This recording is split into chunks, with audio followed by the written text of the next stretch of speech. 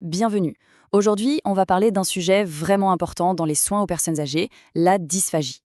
C'est un mot qui peut paraître compliqué, mais il désigne quelque chose de très concret, la difficulté à avaler. On va décortiquer ensemble ce que c'est et surtout pourquoi le rôle d'observation au quotidien est absolument crucial. Cette situation, on l'a probablement tous déjà rencontrée. Une personne qui tousse pendant le repas. La question qu'on se pose tout de suite, c'est est-ce que c'est juste une petite irritation passagère ou est-ce que ça cache quelque chose de plus sérieux? Eh bien, c'est exactement le point de départ de notre discussion. Alors, voici notre feuille de route pour y voir plus clair. D'abord, on va regarder comment fonctionne une déglutition normale, le voyage des aliments. Ensuite, on verra ce qui se passe quand ça déraille, c'est la dysphagie. On parlera des risques, des indices à repérer, et enfin, des étapes qui suivent. Allez, on commence par les bases. Avant de comprendre le problème, il faut comprendre comment ça marche quand tout va bien. Avaler nous semble si simple, si automatique, mais en réalité, c'est un mécanisme d'une complexité fascinante. En fait, ce n'est pas juste une action, c'est un véritable ballet en 4 temps parfaitement orchestré. D'abord, dans la bouche, on mâche, on prépare la bouchée. Ensuite, la langue entre en action et pousse tout ça vers l'arrière. Puis vient le moment critique, la phase pharyngée, un réflexe super rapide. Et enfin, le vernis trajet, tranquille, vers l'estomac. Bon, maintenant qu'on a en tête le scénario idéal, le voyage parfait, voyons ce qui arrive quand il y a un grain de sable dans l'engrenage. C'est là qu'on commence à parler de dysphagie. Le terme technique, c'est donc dysphagie. Mais l'idée est toute simple, c'est une panne dans le processus de déglutition.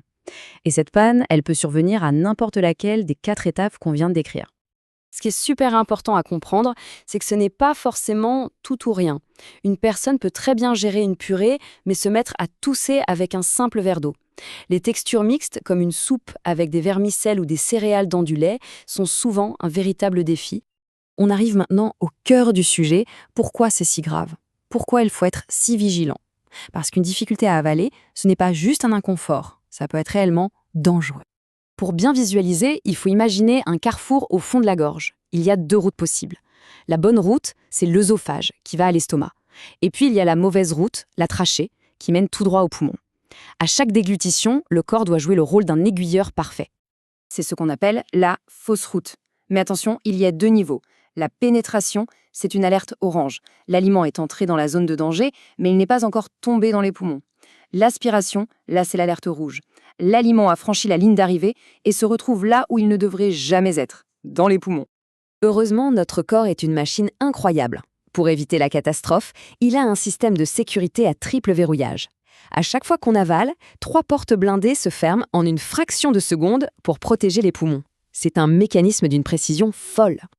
Mais quand ce super système de sécurité est défaillant, les conséquences peuvent être lourdes. Bien sûr, il y a les risques évidents de déshydratation ou de malnutrition. Mais il y a aussi l'impact psychologique. Manger devient une source de stress, on perd ce plaisir, on s'isole. Et le risque ultime, le plus grave, c'est la pneumonie d'aspiration, une infection pulmonaire très sérieuse, causée par ces aliments qui sont allés dans les poumons. C'est précisément là que l'observation au quotidien devient primordiale. En tant qu'aide à domicile, personne n'est mieux placé pour repérer les premiers signes. C'est un peu comme un travail de détective. On peut regrouper les indices en 2 grandes catégories, qui correspondent aux étapes du voyage.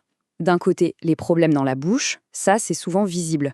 La mastication est laborieuse, la nourriture s'échappe un peu, il reste des aliments après avoir avalé. De l'autre, les problèmes dans la gorge, ça c'est plutôt audible. Une toux, bien sûr, mais aussi une voix qui change, qui semble mouillée, comme si on gargouillait. Alors, concrètement, pendant un repas, quels sont les signaux d'alarme? Est-ce que le repas dure une éternité?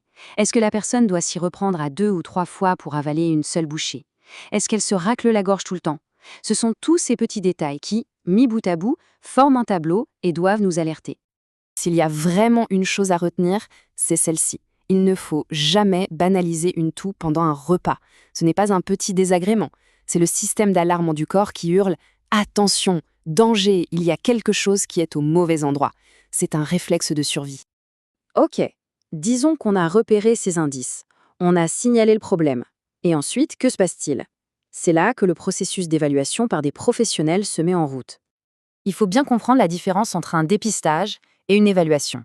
Le dépistage, c'est une première vérification rapide qui répond à la question Est-ce qu'il y a un risque? L'évaluation, c'est beaucoup plus poussé. C'est un examen complet pour répondre à la question, OK, quel est le problème précisément et pourquoi? Pour cette évaluation, il y a en général deux grandes approches. D'abord, l'évaluation clinique. Un professionnel, souvent un orthophoniste, va observer un repas, faire des tests, et si ça ne suffit pas pour tout comprendre, on peut passer à l'évaluation instrumentale. La plus connue, c'est la vidéofluoroscopie. C'est comme regarder un film aux rayons X de la déglutition pour voir exactement où ça coince. Et c'est ça qui est fondamental de comprendre.